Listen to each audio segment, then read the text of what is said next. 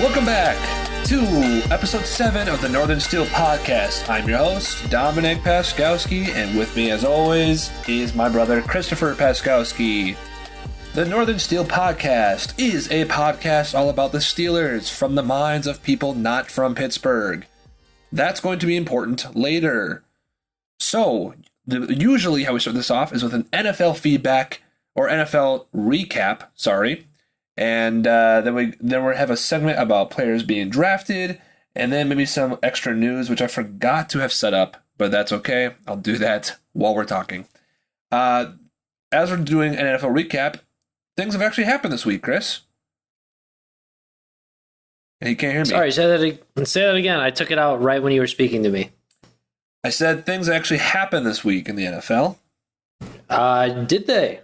They did. One of them being a lot of people have been freaking out about cryptic tweets and Deontay Johnson supposedly wanting a higher contract.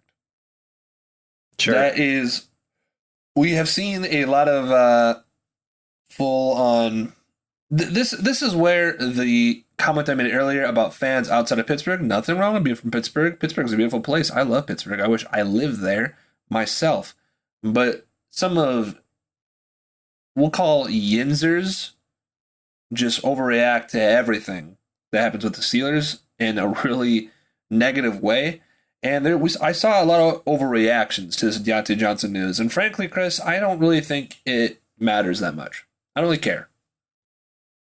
No, it's definitely not a pertinent thing that we need to be worried or stressed about right now, especially with the draft coming up. Like, come on. Why is this even a topic of conversation? People want to talk about that Deontay Johnson doesn't deserve the amount he's asking for because he drops the ball all the time because he just can't catch. Apparently, that's what I've been being told. Just got some drops here and there, I thought, but apparently he can't catch at all. That's what people are saying. And they really have been freaking out about if Deontay wants to leave, and maybe we should trade him for more picks. We should trade him here, trade him there. It's pretty ridiculous. I totally agree. I think that DJ, yes, he's had some problems with drops, but at the same time, he also gets about 150 plus targets in the last X amount of years. And granted, he even last year, we saw such a jump and leap from where he was the year before, and he worked on it in the offseason. I think I saw a stat where in the first, 12 games or something like that, he had, I think he had no drops, like in the first 10 games. And I think in the last 7 games, he had 7 drops, including the playoffs. So it was like, obviously, he cleaned it up. You know, if you're going to get targeted 150 plus times, you're bound to drop something. And especially if 7 is that number, and that's how many drops you had out of however many passes, I feel like Steeler fans are looking way too deep into Deontay, and they're just trying to find something to complain about. Now, do I think Deontay is a bona fide wide receiver 1 in this league? I don't know. Meh. You know, after being spoiled with Antonio Brown, I wouldn't say yes. Do I think he is bad? No. I think he's good. I think we kind of have 2 wide receiver 2s. But if you're a Yinzer out there and you're looking for a new wide receiver, this next news was probably music to your ears because the Steelers signed Miles Boykin. Huh? That what you wanted? Yeah, woo. That's what we all wanted, right? Miles Boykin, he's really good, right? No. He's super good. Miles Boykin, if you don't know, it comes from an AFC rival. He comes from the Baltimore Ravens. Chris, stop flirting with your fiance. I don't know what you're talking about. He comes from the Baltimore Ravens. He was drafted in the 3rd round. And watching his tape, honestly, dude, I feel like drafting him in the 3rd round is kind of a reach for the Ravens. Granted, that's kind of what the Ravens do when they draft wide receivers. They kind of reach for projects, and it doesn't really pan out. He's got the athletic ability. There's just something about him that isn't there, I guess. It's hard to really explain. It's tough, right? And I feel like Miles Boykin hasn't really had a chance to prove himself necessarily, especially with the Ravens offense. They're not necessarily a team that goes for passes. And I mean, you and I have said this before. When you have a running back at quarterback, and then you have running backs in 5 different positions on the offense, you don't really throw it a whole lot. And I mean, he's already got Andrews on there. He's got Hollywood Brown. As far as I'm concerned, I think that's the only 2 players that he knows of. Sure, we can talk about that, but I'm talking about more about his actual talent itself. Now, sure. His actual like physical body, I think he is 6'4". Is that right? Yeah, I think he's 6'4". Yeah, I think he's 6'4", 200 plus pounds. He was known as like or he was pictured as like an athletic freak. Miles Boykin is. If you look at his highlights from college, he played at Notre Dame. He played with Claypool. He had some really great catches and breaking tackles and showed some speed, but he doesn't. Something about it. He like doesn't have a burst of speed. It's just kind of like one speed only. There's something that he's missing there, right? I'm not really sure what it is. I would like to think that the Steelers hopefully can bring whatever is, locked inside of him out into fruition more than the Ravens could, because like you just said, to that point, the Ravens' offensive scheme doesn't bode well for receivers mostly, even though the Ravens fans want every wide receiver in the book. But their offensive plan isn't really for that, so maybe ours can be. But I would say that the Steelers should still draft a wide receiver, this upcoming draft, and you're looking at Miles Boykin being a number 4, which isn't bad. The thing where Miles Boykin, too, could also improve is, like I just said, he was teammates with Chase Claypool at Notre Dame. He was the number 1 over Chase Claypool at Notre Dame. Had similar stats to him, but more touchdowns, a little bit more yards. I think they already were teammates. I'm assuming they were friends. And I think that's going to maybe help out that chemistry as well, too. For sure. Moving on to the actual wide receiver news that a lot of Yinzers, again, are maybe looking at is Deebo Samuel wants to be traded out of San Fran. This news kind of came out of left field, I felt like. It doesn't really make a lot of sense to me, because I thought there was like jokes about it. Like, I read that Deebo Samuel's brother on Facebook had mentioned that he was getting traded, but that he was joking around and that it was no big deal. But I guess this claim has gone to San Fran for over a week now. And I'm not really sure why. I've heard he wants a giant payday because these stupid receivers like Tyreek and even Christian Kirk have kind of messed up the wide receiver market. And he wants a large payday. But he also, which is really interesting to me, he does not want to play the wide back role that he played in San Fran towards the end. He doesn't want to do the running back stuff. He wants to be a true wide receiver. The reason why that's interesting to me is because I remember in the playoffs when he was the Niners were beating every team on their way to making it to the NFC Championship game. That was kind of what they all talked about, was Deebo Samuel's running ability. And he talked about it proud after post games. He's like, oh, they call that the wide back. That's the new position for me, the wide back. It's really cool. I'm the only guy who can do it, even though Cordell Patterson does it. But it's interesting that now he's saying that he hates that. He's frustrated with the Niners that that's what his role has been. Yeah, I mean, I think there's a lot to take out of it, right? I think it's honestly kind of ridiculous, in my opinion, for him to want to request a trade. I feel like as far as things go, Deebo's kind of their guy. He's the dude that San Fran will be looking for, especially with George Kittle on there. That's a really good lineup. But the thing that gets to me is the fact that I feel like other than last season, has he done... I guess I'm going to kind of leave out a controversial question. Do you feel like Deebo has done enough to deserve that big payday? Because, I mean, other than last year, he's been in the league for 3 years. The years before that was 300 receiving yards, and then his rookie year was 800 receiving yards. Right? I'm glad you brought that up, because I have some points about that have kind of irritated me today reading these tweets on it. A lot of in the Steelers community Twitter page, where our Northern Steel podcast, we tweet out questions of the day. This isn't necessarily related to that. I'm just kind of giving you a source of where these tweets have come from. A lot of Yinzers have wanted us to trade for Deebo Samuel. Even there's NFL.com articles saying the Steelers should trade for Deebo Samuel. He'd be an immediate wide receiver 1. And everyone's always talking about how he's an immediate wide receiver 1. I think his biggest asset is how he, excuse me, I have to burp. Sorry. Is how he can break tackles with his running ability. Not like juking, but he's just so strong. However, if you're a fan that really does not want to pay Deontay Johnson, but you want to pay Deebo Samuel that money and more because you think he's that better of an asset, let me pull up some stats for you. Okay? I already have them up. I have them as well. So you have the same stats. Yeah. Deebo Samuel Deebo Samuel's played in 38 games. Deontay Johnson's played in 47. Deebo started 31. Deontay started 39. So for targets, Deebo has had 246 targets. Deontay's had 405. A lot more targets, right? He's getting the ball a lot more. Deebo's had 167 receptions. Deontay's had 254 receptions. Okay, so obviously those numbers are going to be more. He's got more targets.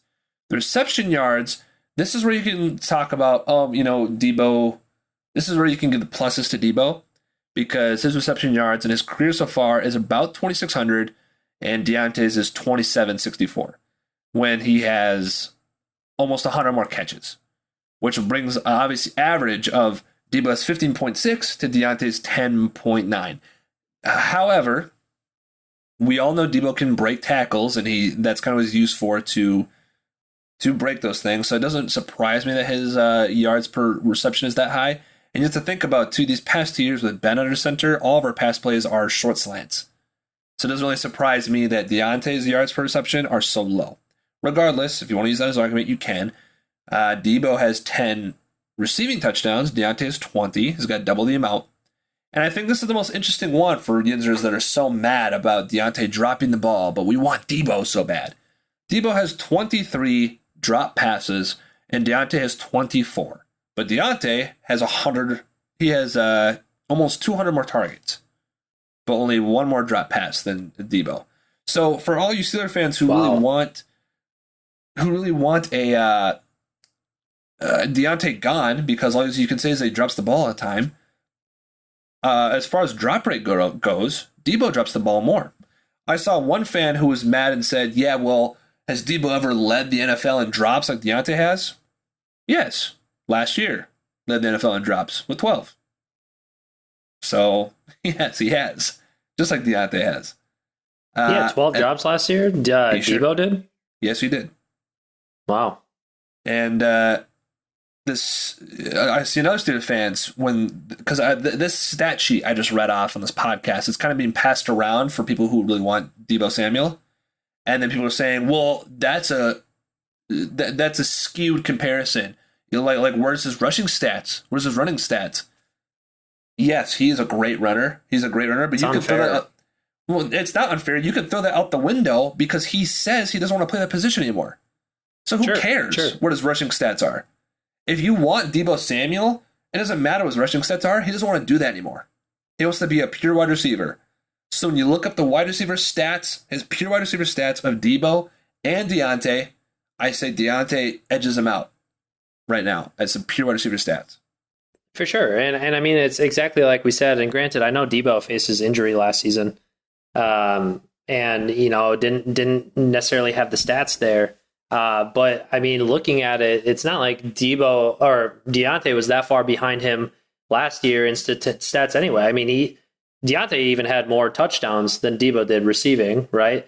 And it kind of blows my mind. And it makes me think back to when Pro Bowl selections happened, because do you remember the big thing happening with DJ where Keenan Allen was placed above him, and everyone was like, "Oh my gosh, I'm so upset!" Like, DJ had a way better season. He's better than Keenan, everything like that. I feel like these are easily these same exact people, fans that are like saying, "Oh, let's get rid of DJ. Let's have Deebo back in there." And I'm like, Why? How can you be so wishy-washy with the way that you feel about this guy? And yeah, of course, people are just going to look at the negatives and see the drops as the big thing. But I'm glad that you brought up the stats because, I mean, I didn't know that he had all those drops. Debo did, but I feel like at that point it's kind of a no-brainer. I'm not saying that Debo isn't talented, but at the same time, why get rid of someone who could arguably produce similar numbers? Right?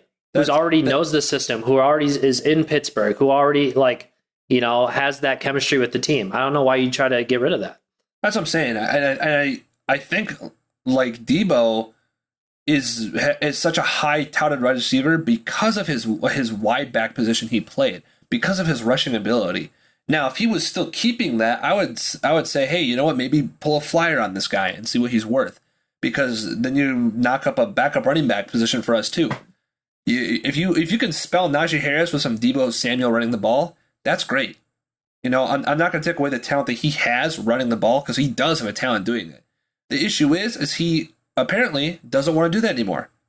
So if you just take pure wide receiver stats, they're very similar. So I don't understand the point in trading away a pick plus paying him the amount that we want to pay Deontay Johnson. Well, honestly, and we'd probably pay Deontay less than Debo, realistically, than what he's going to get. So I just don't understand it personally. And you know what? If I'm wrong, I'm wrong, because I got a little heated, and that can be a hot take that people can visit down the line, and maybe I'll end up on some Frozen Take Twitter page, because I foresee him being traded. If he does get traded, I foresee him being traded to someone like the Chiefs. The Chiefs have 2 first-round picks. They could trade one of them for sure, because the Niners don't pick until number 61. So they could easily trade a first-round pick for him, since they have 2. The Niners don't have 1 in general. And I think Debo Samuel, if he actually plays the wide back position, would fit very well in the Chiefs' offense. And then, but even if he doesn't, I mean, Patrick Mahomes throwing the ball, watch him go off, and then, I'll eat my words. The thing is I just don't think for us it's a great fit. Wow, can you imagine us losing both Juju and Deontay to the Chiefs? Well, I said Debo, but yeah. Oh, you said Debo? My bad. Yeah. No, I heard the D and I blacked out thinking about my thought. My bad. But no, yeah.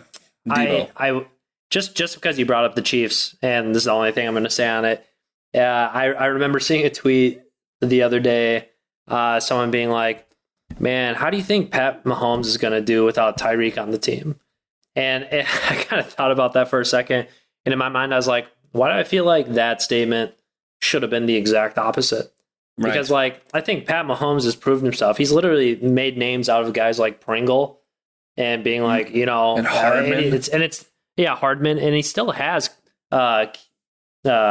Kelsey, right? And he's got Juju now. And he's got Juju now. So it's like, I think the better question is to be like, how's Tyreek going to fare with not Pat Mahomes? Because I think this is a big year for Tua to prove himself. But we don't have to get into that.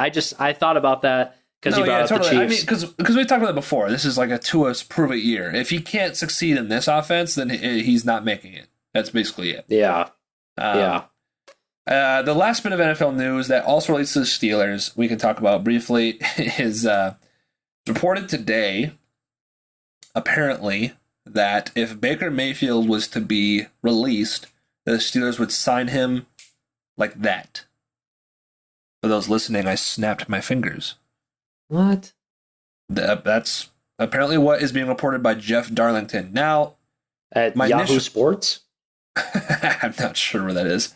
I'm also very annoyed at my wife, who used my AirPods all day long, and I'm going to have to switch my headphones to these very soon, which is, it is what it is. I'm going to get them ready to switch.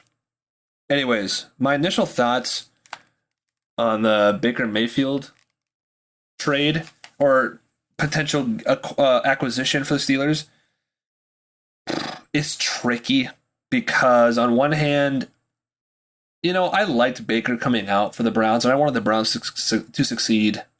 And then they got cocky, and then I hated them. And I went to a Vikings-Browns game here in Minnesota, and I just talked so much trash to Baker from the stands. And he did not play well. They didn't play well last year at all, and I was very happy to see that. So the thing is like, I want to give Mitch a chance. I do like Mitch. I think Baker is also a good quarterback. And here's the thing. On one side, if you make a pro and con list, if we got Baker Mayfield, on one side, I think that the pros of it is that gives you two options, Mitch or Baker, to kind of run the season with. I would feel comfortable with either one. And then both can, as a backup, is good. Two, I think that. Sorry, I lost my train of thought. I was gonna say too is if you get a quarterback, if you get Baker Mayfield, that hopefully means to me that we're not drafting one in the first round. I think that's kind of like, as these weeks have progressed, I've really moved away from wanting to draft a quarterback in general this year. So those are like the two pros to me. The two cons to me is like the drama that would come potentially from it. Not because I think Baker Mayfield's a dramatic person, but that with the fact that we signed Mitch and now we're signing Baker Mayfield, who starts? Who's gonna be the player? I don't know if I'd really want to deal with that. I don't know what the money situation is going to look like. I do think he would play his butt off against the Browns, but I also don't know if he's really that good because I didn't really like him playing with the Browns. Maybe he is, maybe he's not. I don't know. I guess I'm kind of like indifferent. I think if he were to be signed, I don't think I'd be excited, I guess. I'll give him the benefit of the doubt because I do remember hearing that a lot of last season he played with that rib injury. And obviously that can be a lot of really tough in the way that players perform. Also, I don't know how much I believe a lot of that with him coming to us. I mean, I just feel like that would make the whole signing of Trubisky really pointless. I feel like the Steelers, for whatever reason, have their hearts set on a QB in this draft. We'll see what happens, obviously, but I don't know. I feel like there was a take that I saw in regards to Baker Mayfield talking about how the Panthers are looking at a potential option of getting Baker in a trade scenario. And in my mind, I kind of liked that a lot more. And I don't know, you and I have discussed in previous weeks saying how, I don't hate Baker. Obviously, I didn't like him because he was on the Browns. He's going against us, and he had a chip on his shoulder. But like you said, when he got drafted, you wanted him to succeed, and then they got cocky, and they got like really intense. I think wherever he goes, I don't think I'll harbor that, rivalry hatred towards him anymore. But I really would not like to see him on our team just because we got Mitch, and we might see a young rookie coming onto our team and everything. Right. So we'll see what happens. Obviously, the draft is in a week, so that'll be and I heard that they're going to try to deal Baker possibly before the draft. At least that's what they would like to do. So yeah, I don't see that happening because they don't hold any leverage right now. So no, absolutely not. So yeah, that's kind of like the NFL news for this week that I cared about, mostly because they all had to deal with the Steelers. So now I think let's move on, Chris, to our fourth round of this little topic. This was really weird talking with these headphones in, but I'm glad you can hear me. Let's move on with this new topic. The fourth round of us picking a position of need for the Steelers to draft. And this week we had picked linebacker. I think linebacker is a really interesting position for us to talk about because even though we got Myles Jack, I know a lot of Steeler fans are on the fence on Devin Bush. I think he can turn around. I know Chris thinks he can turn it around too, but it's not a bad idea to maybe look at one for potential depth. And also for potential, if Bush doesn't meet expectations and he's gone, maybe this person can step in. So again, I got 3 players. Chris has 3 players. I really like Chris's 3 players, so I'm excited for him to go. And my 3 players are a little surprising. I will give my takes on them, but we try to pick some players that might go as late as 3rd round. I don't foresee the Steelers drafting a linebacker after round 3. And if they do draft an inside linebacker after round 3, it's not really worth it, in my opinion. Sure. So I'll start it off. The first linebacker I went for is Christian Harris from Alabama. Ooh. Christian Harris, I think Chris and I, especially I know for myself, have an infatuation with Alabama linebackers, and they normally don't super succeed in the NFL, which is a little worrisome. But I really liked Mac Wilson, who was on the Browns, and now he's on the Patriots, I believe. But I really liked Mac Wilson, and he was okay. And I really liked Dylan Moses, who was released this year already after 1 year on the Jaguars. So that's a little scary, but nevertheless, here's Christian Harris. He had a 4.44 40-yard dash, vertical jump 34 inches. A big guy, or average size guy, 6 feet tall, 226 pounds. Watching his tape, man, there's not really much to say about Christian Harris. He was supposed to be the number one middle inside linebacker going into college this last year. It's not that he had a bad year, per se, but I don't know if he really elevated his play enough to be considered number one anymore. And a lot of people have other linebackers in front of him. His 2021 stats, he had 79 tackles, just like in 2020. 45 of them were solo, 5.5 sacks, 2 forced fumbles, and 3 pass defense. Not bad, it is. It's fine. The thing with the 79 tackles, which is kind of rough, is, like I said, Dylan Moses was the linebacker last year for Alabama, and he was the number 2 guy. So being the number 1 guy, you'd hope that number would maybe increase, and it didn't. I know Alabama's got a good defense around them, and they play strong opponents, but those numbers didn't really jump up or increase at all. Watching his tape, he seemed very calm, which is not a bad thing. The thing that surprised me the most is he didn't seem very fast. He seemed slow, but a 4.44 out of the linebackers I'm looking at is the fastest one I have on this list, which surprised me. Which is not, 4.44 is not that bad as far as speed goes. Oh, absolutely not. He can kind of play it all. He's just really solid. He seemed really smart. The thing he excelled at, I would say, is probably blitzing the quarterback. He was able to track them down and blitz the line really well. But as far as everything else, I mean, he played the flats well, played the slants, played the running game really well. But everything about him was like very patient. And I think that maybe worries me about someone like Christian Harris is because he's so patient. We dealt with that a lot last year because our defensive line wasn't very good, where by the time you're being patient with Devin Bush, that lineman's already out there and you're blocked out of the play. We just really need a guy who can shoot through a hole, and we really haven't had that since Shazier. Right. And or at least someone who can shed, and it's not necessarily that he wasn't really shedding tackles, he was just kind of waiting for his opportunity. When he was in pass coverage and man coverage, he was, he didn't do too bad. The 2 pass defenses I saw were thrown behind the receiver, but he was on him pretty tight. I mean, I hate when linebackers cover wide receivers and tight ends anyways, but it's going to happen. But the 4.4 speed, you have to imagine that he should be able to get the job done on some occasions, for tight ends at least. For sure.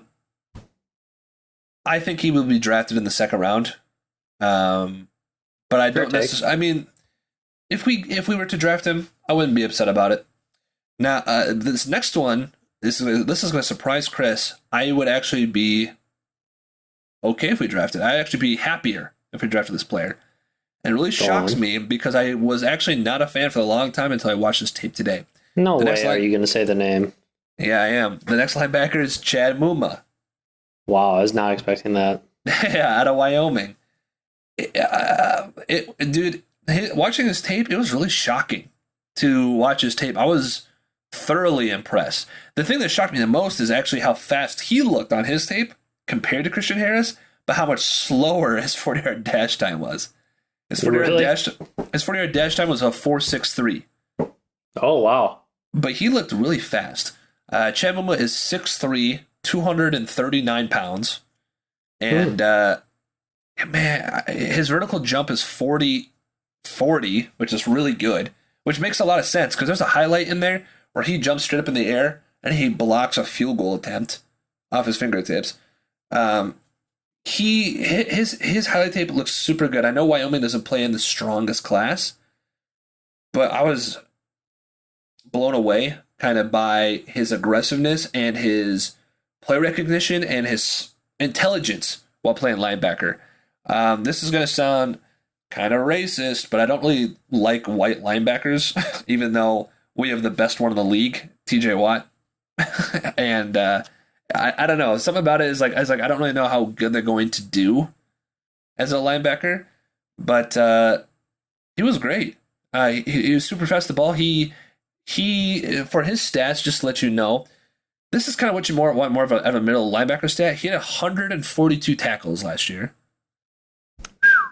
85 solo, 1.5 sacks, 1 fumble return, and 3 picks, 1 pass defense. With his 3 picks, 2 of them were pick sixes. Wow. He played zone coverage really well. He played man coverage really well when he was getting those picks. He was rocking people, like just destroying them. He was running full speed and lighting them up. I didn't see a thing I really didn't like. He had the aggressiveness, he had the attitude that the Steelers like in their linebackers, and I really, really enjoyed watching his tape. I would encourage you to watch it and give it a chance if you're on the fence. I know I wasn't really hyped around this player, but I don't know. He looked really good, man. One last thing, too, with his run defense, kind of like how I said with Christian Harris, as he was waiting. And Chad Muma waits in a different way. It's more productive. He kind of slithers through the blocks and the cracks and the holes and finds his guy and gets after him. He was really good at run defense, but he was very good at block shedding and understanding where the holes develop in a run scheme. And I think that's very important too. He just seemed overall like a very intellectual player, and he's probably going to go in the second round. It'd be awesome if, because of his speed, dropped him down to the third round. I would love to take him there. Interesting. The last guy I have is Quay Walker. Quay Walker, the reason why I picked him is because recently he had a visit with the Steelers brass as a potential draft option. But, watching his tape, honestly, nothing really impressed me about him. I'm not really on the Quay Walker train, per se. He is big. He's huge. He's 6'4", 241 pounds. My gosh. 4.52 40-yard dash and a 32 vertical jump. His highlights, it was weird, right? The best way I can explain it is it's kind of misleading. He also played flats and halfback tosses very well. He could match them to the line and was able to not stop them from getting big chunks, big yardage gains and big chunks of yardage. The thing with him is they started showing PFF rankings. Now, me and Chris haven't talked about this a lot, but PFF we do not like. I think the rankings are kind of booty cheeks. But they had his PFF ranking or his grade of run defense at a 90.8. And when I was watching his run defensive plays, at least the ones that they showed, he didn't really do anything that great run defensively. He was there to help out with gang tackling. He was there to help, but he wasn't really the first one there every time. And then they did the same thing with kind of pass defense. They gave him a 90 grade or a pass rushing 90 grade. I was like, okay, let me see this. Well, he didn't really blitz through or do this. Like, his sacks were either a missed block and no one blocked him at all, or the quarterback just kind of went into the pocket towards him. What's interesting is that he is rated higher than a lot of the linebackers that Chris is going to say, but I think he might be the worst one that I've watched. And I personally wouldn't be... I don't know. To me, like, if you draft a Quay Walker, you are purely looking at depth at that point. He's a big guy. Maybe they can, and with Brian Flores being a linebacker coach, maybe you could really take this guy and elevate him to a next level. And then now you've got this big athletic dude who can do a lot more than what I saw in college, which would be obviously what you want to do. But as of right now, I'm not super hyped on it. But I've been not hyped on players in the past, and they've turned out really good. So you never know. But those are kind of my three guys. Sure. Good takes. Before I leave you, Quay Walker's stats. I always forget to do this. He had 63 tackles last year, 1.5 sacks, 2 pass defense. That's it. It's all right. All right. Shall I go? Yes, please. All right. So, Dom, I don't know, I was thinking about this a lot. And, when the linebacker position is brought up, I think about big hits, especially coming from Steelers. I think about big hits that leave people saying, damn. Yeah. And, you know what else likes dams? Beavers. Wow. Great. You want to know why I brought up Beavers? Well, I can take a guess, but why don't you take it away? So we're talking about Cincinnati's linebacker, Darian Beavers. No way. Who would have thought? Did see that coming. Who would have thought? And he's definitely a guy to me that watching his highlight tapes, a couple of those hits, you just stop there and you go, damn! The dude is big and he's strong and aggressive, and I like him a lot. He's one of the first linebackers that I actually took a look at, and I sent him over to Dom. And I actually kind of encourage you to take a look at his highlights again. I'm watching him right now as I'm talking about him. But the thing that really speaks out to me is he's just a sure tackler. He definitely wraps up guys and lays the boom all at the same time.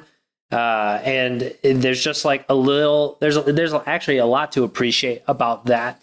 Now, on top of his play style and everything, Darren Beavers is a big man. He stands at 6'4", 237 pounds, and he has a 36.5-foot vert, and he ran a 4.48 40. So he's actually a lot faster than what his tape shows. I was kind of surprised.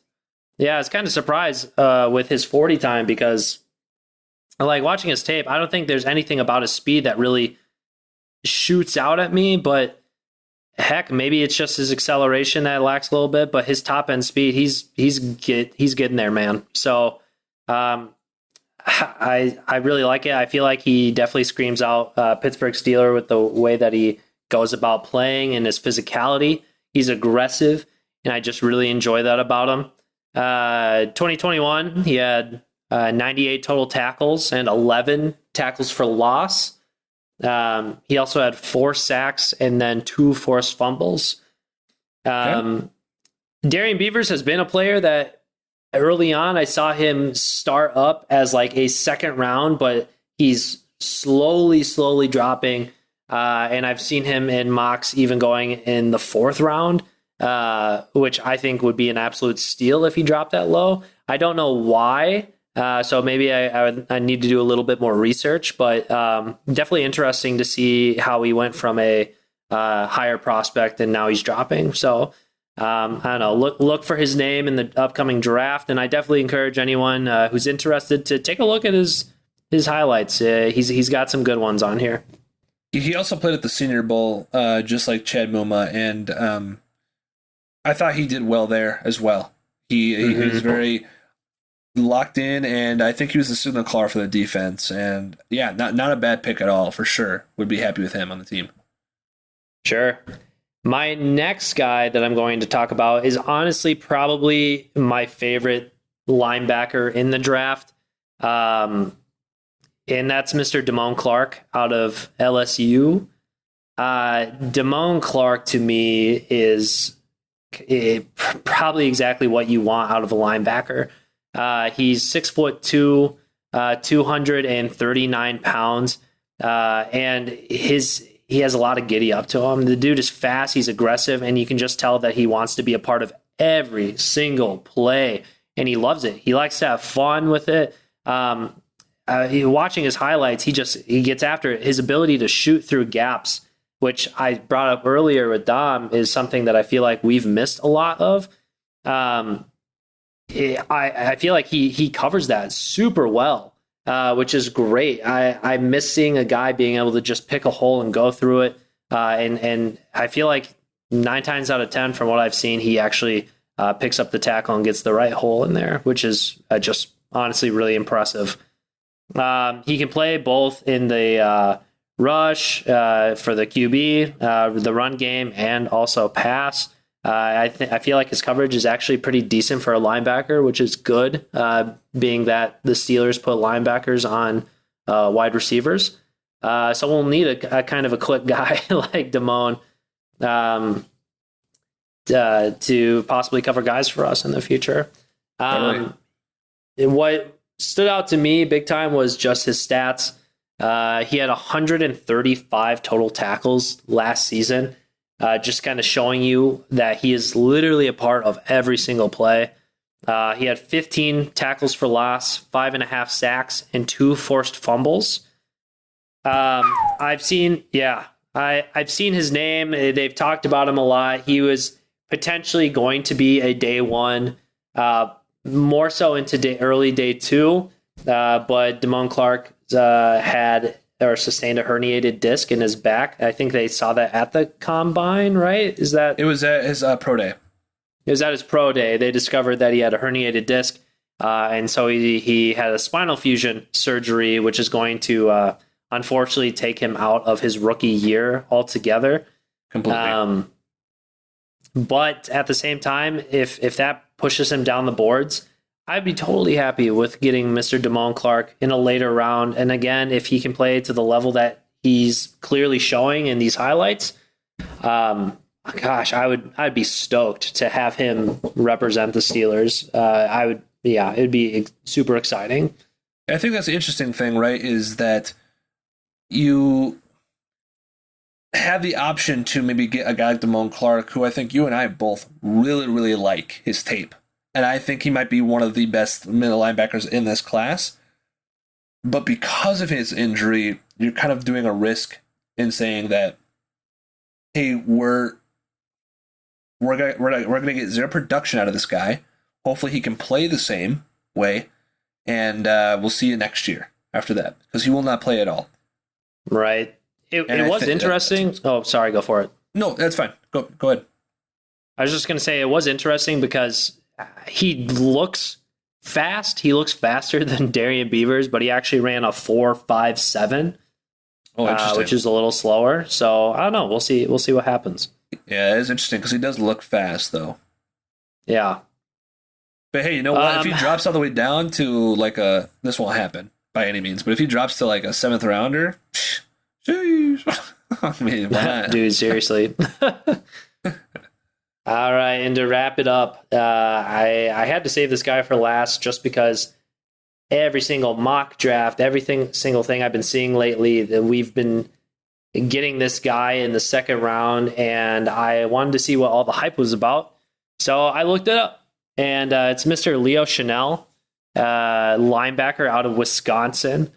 Now, you know, draft boards change all the time, player rankings change, and it's kind of crazy. And I think that's what makes the draft so fun is when the day comes, no matter how many mock drafts you can do, you never know what's going to happen. And it's crazy and how players fall, rise, things like that.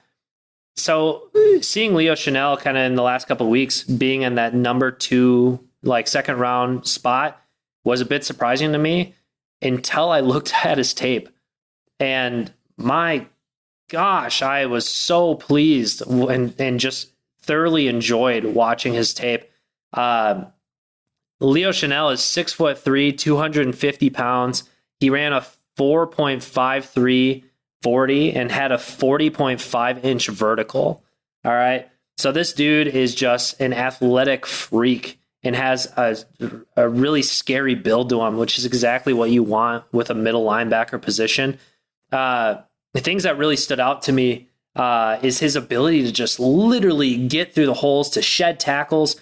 I think like half of his highlight tapes is literally lining up on the line right behind a defensive lineman and just getting through there so quickly just because the linemen do not move fast enough to get to him. And then he just goes and tackles the guy. And I think a big part of that is looking at his stats, he had 115 total tackles. The part that really popped out to me was he had 18 and a half tackles for loss just last season. That's 18 nuts. and a half. That's insane. That's nuts. All right. And gosh, I look at him and again, it's like, I know he never played with TJ. TJ was a bit before his time, but he shows a lot of the same mannerisms that TJ does. And I don't know if that's a Wisconsin thing, but gosh, he's just pumped to be in there, and he likes to get in the face of the quarterback. And I was just really impressed. Just nothing but good things to say about him. I kind of wish they would have showed a little bit more of his coverages, just knowing that that's probably how the Steelers will play him. But who knows? Maybe if he goes in there, Miles Jack will take more of that role, since we've seen him pick off Roethlisberger a couple times in his career. Yeah. But yeah. I think it's very interesting that before this is why I like doing this kind of segment that we're doing, Chris, because we get to like watch more tape and see more players out there. And I think that both the guys that we were not excited about in Leo and even Chad have really jumped up our boards on players that we would want as inside linebackers, which is really interesting. Agreed. So yeah, those are some guys to look out for. Again, I think those are pretty much all day 2 guys, except for the maybe Damone Clark because of his injury, and he will not play next year. But look out for those names, and if you have other names, reach out to us and send us a message. We had a lot of talk about this week, which has been great because these past couple weeks there hasn't been a lot. So normally this could be a good time to end it. However, I think what's really important is to keep talking with the people in the community and the fans who love the team just as much as we do. So if you had not heard last week, Chris does a question of the day on the Steelers community page. Please join it. If you have not joined it already, you can find it by going to Adam Steele's Twitter page. You should follow him, and you need to do it by request now, so you're not spamming it and leaving nasty things. But it is a really good time, a really good place for Steeler fans to hang out. There's a lot of funny stuff on there. There's also a lot of wild takes on there, so it's fun. But Chris does a question every single day, and I thought it'd be fun to go over some of these questions because I think we got some really interesting answers. So the first one I have here is from August 15th of last week, and we posted a question that said, regardless of the era, which 2 Steeler players do you wish you could have seen play together? I think that's a super, super fun question. And when Chris told me that the first 2, I mean, there's so many combinations you could go with. But the first thing that came to my mind, the first thing that came to my mind right away was Minka and Troy. And some people also agreed. Matthew McKinnon at McKinnon -00. He also put Minka and Troy. Legend of Steeler Heart, Big Slime. He was on there last week. He also put Minka and Troy along with some others. Allie, I believe she was featured last week too, maybe not, but Allie at Allie NM with an underscore. She also put Minka and Troy. She said that'd be fire. I agree. That's a dream team. And Barry Ross at Barry Ross 89 also said Minka and Troy. There's some great options out there, like Chris put Najee and Mike Munchak, which I agree. Someone said TJ Watt and Joey Porter, which I think was really interesting that they went with Joey Porter instead of James Harrison, because that would be a nightmare. But Joey Porter, also great pick. Shazier and Jack Lambert, golly, speed and power. I mean, that's nuts. Kind of funny that these are all from Legend of Steeler Heart. He put Wallace and Randall L. I think that's really funny. He said reverse passes would have been crazy. I mean, sure. Technically, they did play together because Randall L. was on our Super Bowl team, and so was Mike Wallace. It's something I just thought about now, so it's not really that big of a stretch because they did play together, actually. And the other options, Barry Ross had also Mel Blount and Rod Woodson. Shut down. No one's getting by that. And his person with TJ Watt, he put Greg Lloyd. Not bad. Wouldn't mind any of those. I still think James Harrison's that's the winner one, I think. Oh, without a doubt. There's so many great combinations you could do, Chris. Did you have a separate one there that you had thought of? Like you said, there's just a ton of different Steeler combinations that you could do. I feel like everyone that participated in the question of the day did a super good job and brought up way different perspectives, which is the whole reason why we're doing this, right? Is right. So cool to see the interaction. And seriously, thank you guys for participating in this. I know we're small, but we're trying to be more of a presence, so we do really appreciate the support. But like, I don't know. I think everyone kind of nailed it on the head. I did like my Najee and Mike Munchak. That kind of made me laugh. I would love to see him run behind that line that Le'Veon had. That would, I feel like the dude. It was like Mason Cole when he came here. He's like, the goal is to get Najee 2,000 yards. I don't know if we're gonna do it with the line we have right now, but I feel like that definitely could have been a case if he ran behind that Mike Munchak line. So yeah, I agree. That was a great line. And yeah, and like Chris said, thank you for writing this back. There are some more that we've had because Chris does every single day. There's some really just fun ones, so I just kind of want to talk about them. Another question Chris had on April 16th was, who were some Steeler players you thought would be stars but never quite reached their full potential? Brandon at I'm Beast Brandon, thanks for answering. Your answer, if it's truthful to you, that's great, man. Live your truth. I think it's funny. He wrote Sammy Coates, which I think is hilarious. And, maybe he was a bit, because the Coates come out of like Auburn or something. Maybe he's a big Auburn fan. He was a big Sammy Coates could have been better, but that's not the first person I would have thought of. There's a lot of Martavis Bryant on here. That was my big one. And that makes sense. I mean, he had a lot of, issues with the league, with substance abuse and stuff that is also legal now, which is unfortunate. But yeah, I agree. Big Slime again, back at it again. He listed a lot of names. He listed Dree Archer, Chris Rainey, Eli Rogers, Big Dan McCullers, which is really interesting, and then also Dennis Dixon, which is super interesting that he said Dennis Dixon, because I never once thought that. However, I wasn't as well into the know of every single player. I knew who Dennis Dixon was. Obviously, he started a couple of games when Ben was injured, but I wasn't into the know of like where he came from and how his college career went to really have any hype behind him. I just viewed him as a backup, and that was it. So it's really interesting that he thought Dennis Dixon could have been something more than what he was. But I really do agree with Dree Archer. I think that's my pick, because I remember when we got Dree Archer, his 40 time was so fast. I was so hyped. I remember he had that one slant play against the Giants in preseason. Mm-hmm. And I remember thinking, oh yeah, we just got even better in offense. But yeah, he didn't really do much after that. He didn't get a lot of playing time, but also every time he ran the ball, he was just too small. Couldn't really break any tackles.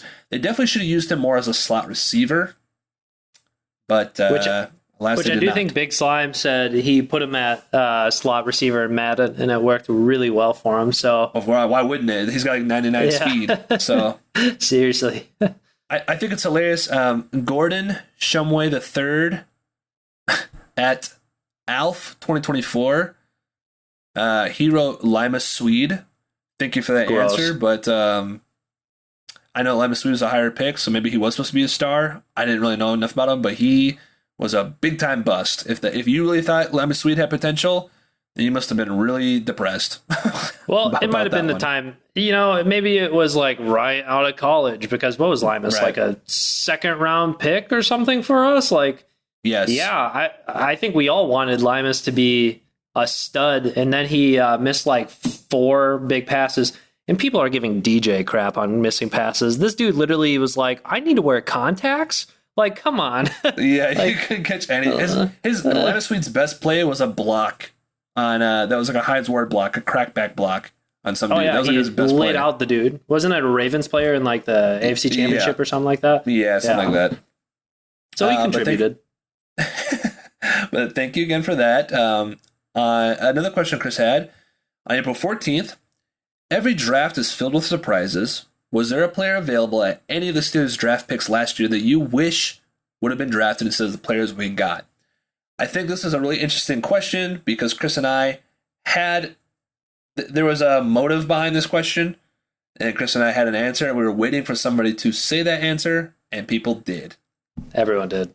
And the big one that everyone said was the Pat Freiermuth pick. Now, I want to preface this before you attack me. We love Pat Freiermuth here. We all love Pat Freiermuth. He was great last year. He caught the ball. He's going to be an elite tight end for us.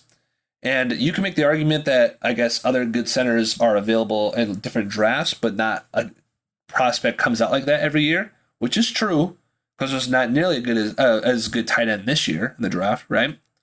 However, like other people, and I agree with this as well, I think Creed Humphrey was the better pick there.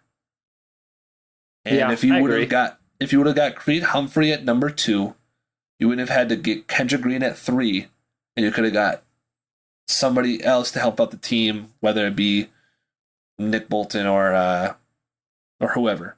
But a lot of people said that same thought. This guy, Trubisky defender at Wilson Simmons 12, he said the Creed Humphrey. And an honest Steelers fan, that official Pitt fan, also wish we said the same thing. Freiermuth is good, but I still wish we took Creed Humphrey instead. A lot of people also said Quinn Miners. He was taken the 3rd by the Denver Broncos out of NDSU. Ian Alexander and that Steelers fan both said Quinn Miners over Green. Actually, he said that Broncos went over Green, which is funny. Which to Chris replied, honestly, anyone over Green, which can't argue there. And I think he has potential, but not at center. I think if we move him to guard, that would be the way better move, but we'll see what happens. Yeah, I think we can all agree with those ones right there. I was going to read another one, but we're running low on time, and also that last question, a lot of the answers I don't necessarily agree with, so we don't need to put these people on blast. But yeah, so please, if you would like to be featured on the podcast, follow us at the Northern Steel Podcast.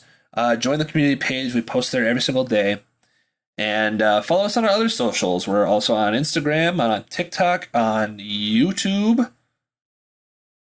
And that's my complete sentence on YouTube. Thank you again for listening to the Northern Steel Podcast. We are a week away from the draft. Next week, we will be recording the day before the draft. But I will also be doing a live stream of the round 1 of the draft, and then we'll talk about the results the week after. Thank you for always listening to the podcast. We are the Northern Steel Podcast, talking about our favorite team in the black and gold. I'm Dominic Paskowski. This is Christopher Paskowski. Do you have any last words, Chris? Nope. All right. Thank you so much for listening. Have a good night. Have a great week. Goodbye. Peace.